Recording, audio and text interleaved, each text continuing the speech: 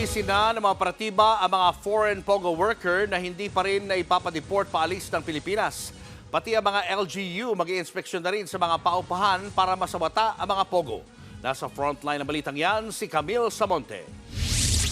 Magkakasa ng manhunt operation ng Bureau of Immigration katuwang ang ibang ahensya para hanapin ang higit 11,000 na POGO workers na hindi pa nade-deport sa Pilipinas hanggang ngayon. Natapos na kasi ang deadline na ibinigay ng BI para sa voluntary departure ng mga na-downgrade na working visa ng higit 33,000 POGO worker na nakarehistro sa PAGCOR. Sa datos ng BI, nasa 22,609 pa lang sa kanila ang nakaalis ng bansa bago pa mapaso ang deadline. Pero may 11,254 ang itinuturing ng illegal aliens dahil nananatili pa rin sila sa bansa.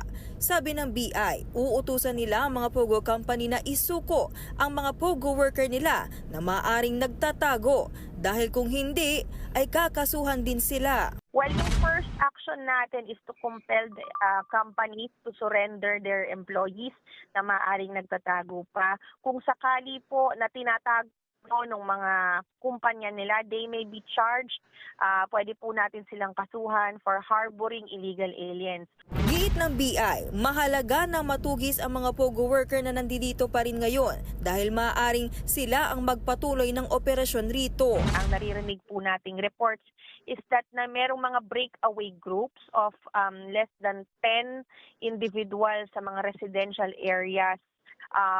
Sa mga malalayo ng lugar, hindi na sila sa Metro Manila. They refuse to go out of the country, refuse to go back sa kanilang bansa at nagtatago po itong mga ito. Tutulong na rin ang DILG, PNP at mga LGU sa manhunt operations na gagawin. Ayon kay Interior Secretary John Vic Remulla, may executive order na sa mga LGU sa buong bansa na pasukin at inspeksyonin ang mga negosyo at rental spaces para malaman kung wala na nga bang POGO na nag-ooperate sa bansa. To check all buildings kasi ngayon renewal ng business permit.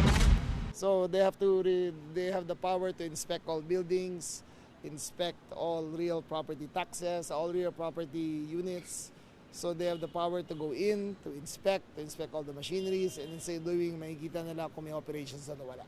Sabi pa ni Remulla, kahit mga residential area at maliliit na komunidad na pinangangambahan na nilipatan ng POGO ay pwedeng inspeksyonin ng lokal na pamahalaan. Mahigpit daw ang kanyang bilin sa mga local officials na hindi dapat matakasan at ipatupad ang zero tolerance sa isyu ng POGO. Nanindigan naman si Remulla na sakop ng executive order ni Pangulong Bongbong Marcos sa POGO ban ang mga nakarehistro sa Cagayan Economic Zone Authority at Philippine Economic Zone Authority. Walang makatakas sa atin.